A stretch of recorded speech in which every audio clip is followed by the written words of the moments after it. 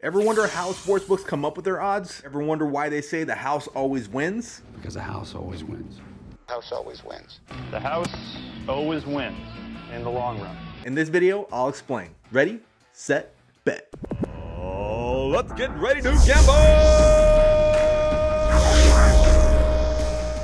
Yo, what's up guys? Welcome back to Volume 4 of BettorOff Sports Betting 101 videos. I had to take a week off to focus on Super Bowl, but now we're back to our normally scheduled program.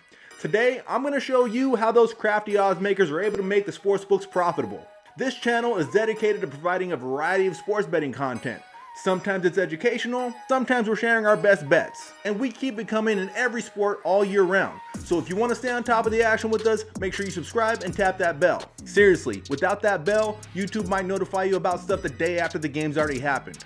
Know your enemy and know yourself, and you can fight 100 battles without disaster. This is a quote from Sun Tzu, aka The Art of War.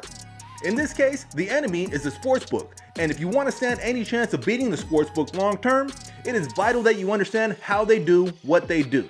So let's discuss the birds and the bees of how odds are made. A sportsbook odds maker is probably the single most important person to a sportsbook.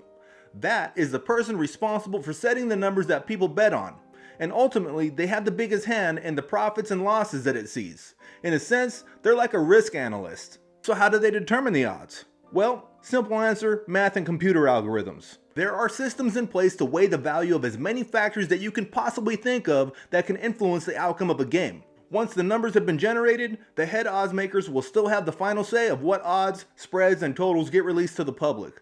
Because not everything can be measured by a computer algorithm. The head odds makers will then gauge some of the variables that the algorithm cannot account for. Key injuries, perhaps a certain crew of referees calls a looser game than most, or there's a certain umpire behind a plate, or maybe there's a coach that lost the respect and the command of his locker room, or a team could be in full-on tank mode to get the next star in the draft. Those are all human elements that are difficult to program into an algorithm, so you need someone not only that knows the numbers, but has their finger on the pulse of current events as well. In an ideal world for the sportsbook, a good odds maker is able to put the majority of people to a 50-50 decision with the numbers that they put out.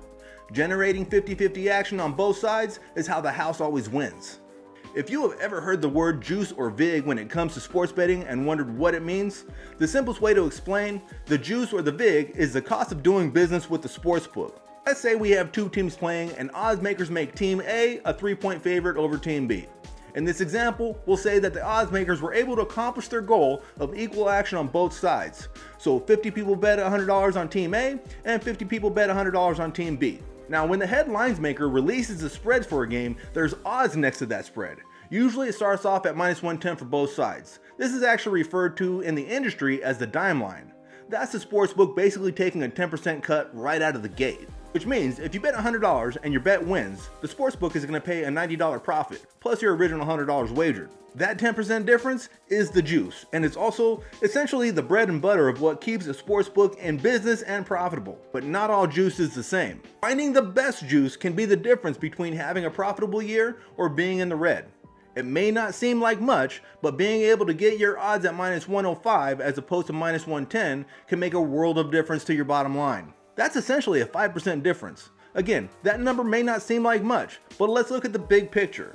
If I made 1,000 bets throughout the course of a year and each bet was for $100, I will have put $100,000 worth of bets into action in that time. 5% of $100,000 is $5,000. For someone whose unit size is $100, that's a difference of 50 units over the course of a year. So the best thing you can do is shop numbers through different sportsbooks and find the best numbers that you can find based on the teams that you want to bet on. Some sportsbooks, they just want to balance their books, so they're offering better odds at some places than others. One of the coolest features on BettorOff is that it lets you shop for the best odds in real time. There are several books to compare, and this is one of the many ways that BettorOff can help you become a better bettor. The best part is that it's free to download so you can test yourself against some of the biggest names in the industry.